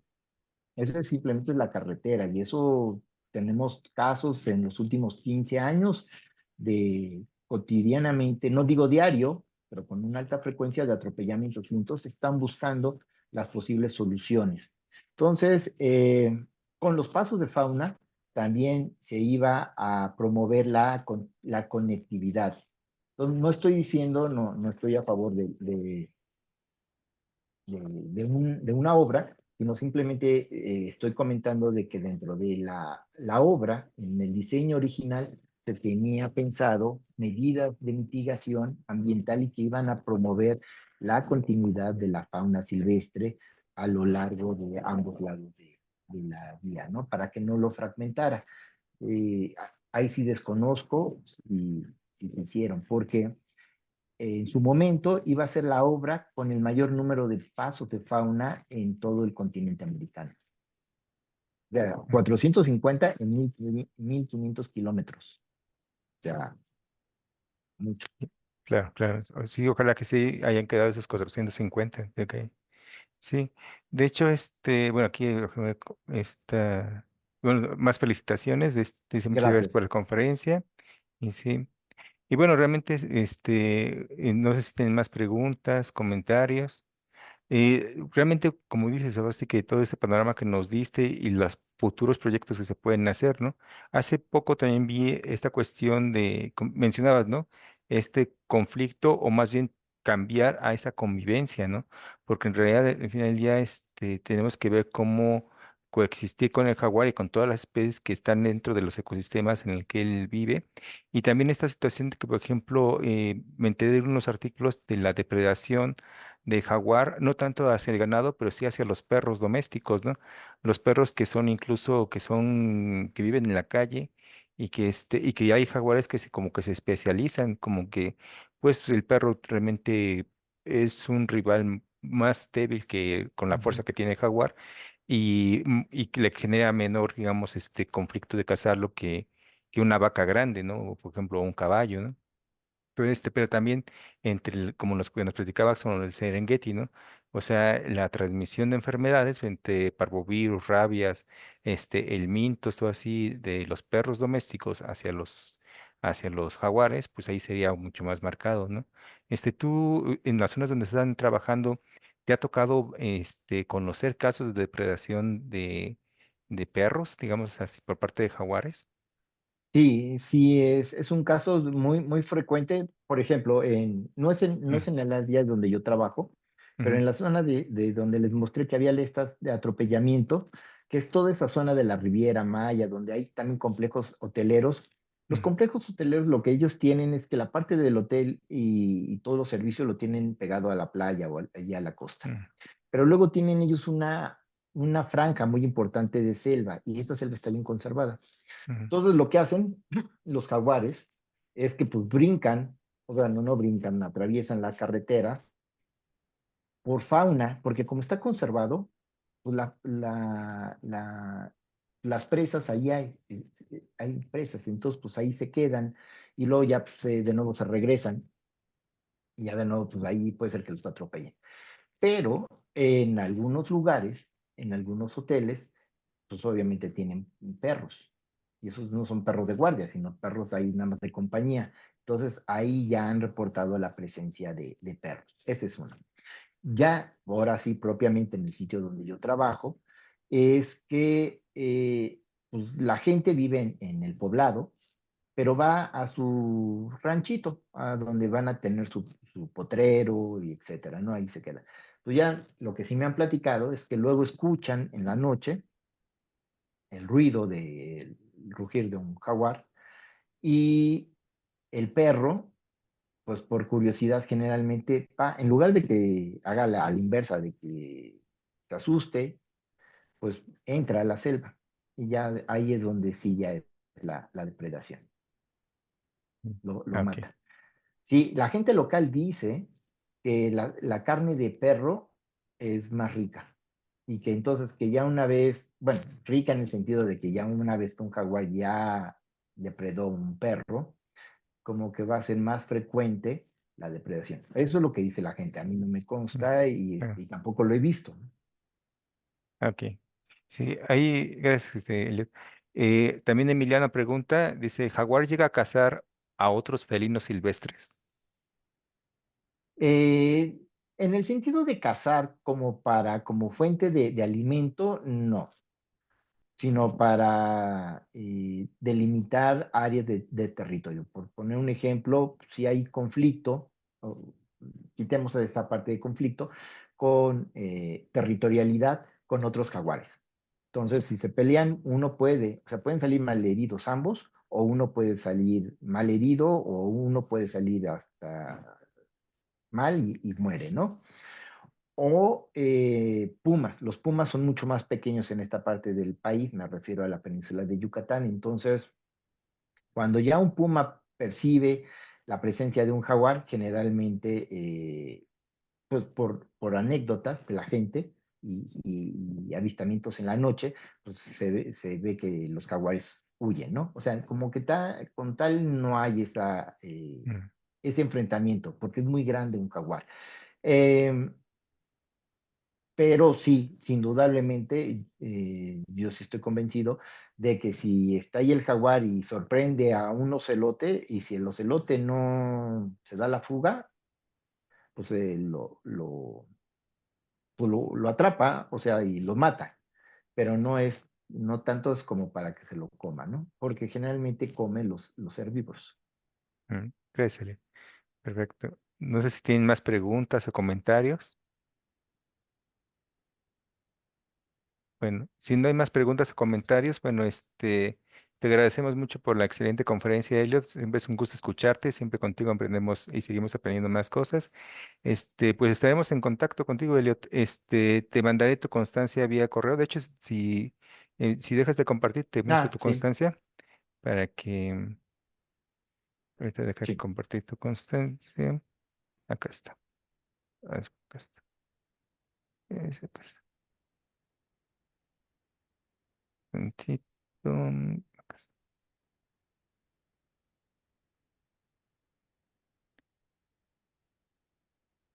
Y bueno, yo lo único Ah, que los invitaría a todos es a seguir haciendo cuestiones de creatividad, seguir trabajando de manera multidisciplinaria. Como les comenté, somos biólogos, somos médicos, bueno, yo no soy médico veterinario, pero dentro del grupo de trabajo hay médicos veterinarios, en la alianza tenemos geógrafos, abogados, comunicólogos, o sea, la solución al problema de la conservación, en este caso del jaguar que a todos nos atañe, es que lo debemos de atacar o de enfrentar y de abordar de diferentes puntos de vista. Y todos vamos hacia lo mismo. Queremos la conservación del hábitat, de sus presas, o bueno, de la biodiversidad y del jaguar, ¿no? perfecto. Pues muchas gracias, Elliot. Y bueno, ahora sí que a nombre del área de fauna silvestre, del Departamento de Ciencias Pecuarias y Acciones Zootécnicas y Clínicas y Cirugías de la FES Cuautitlán, te hacemos aquí, bueno, te mostramos tu constancia por la conferencia de situación de conservación del jaguar en México, realizada a distancia el 15 de agosto de 2024. Esta constancia te la mandaré a tu correo, también con el video que se está grabando. Y en verdad, así que muchas gracias, estuvo genial. Y bueno, quedemos en contacto contigo también para futuras colaboraciones, tanto en Jaguar como con otros grupos así, de fauna, ¿no? Y sí. Claro, claro que sí, Noé, me dará Mm, muchísimo gusto. ujú, Muchísimas gracias, Oscar. Muchísimas gracias ujú, a todos los que estuvieron presentes. Y bueno, pues estamos aquí y para todo lo que se los ofrezca, ya vieron mi correo electrónico. No mm, duden en escribir y ya les mandaré la información o si no, los canalizaré con la persona que los puede ayudar, ¿no? perfecto. Sí, pues muchas gracias, Elliot. Muchas gracias, Oscar. Muchísimas gracias. Que Mil tengan Sí, gracias. muy buena tarde. Gracias. sí, Gracias, doctor. Muchas gracias. Le voy a gracias. escribir pronto. Muchas gracias. Claro que sí, Hasta gracias. luego. Me va a dar mucho Perfecto. gusto, Oscar. Sí, Saludos. Gracias, doc. gracias a todas y todos y nos vemos el siguiente martes con la siguiente conferencia y pues que tengan bonita tarde noche. Voy a dejar de compartir. Ya, ya detuve la grabación. ¿Sí?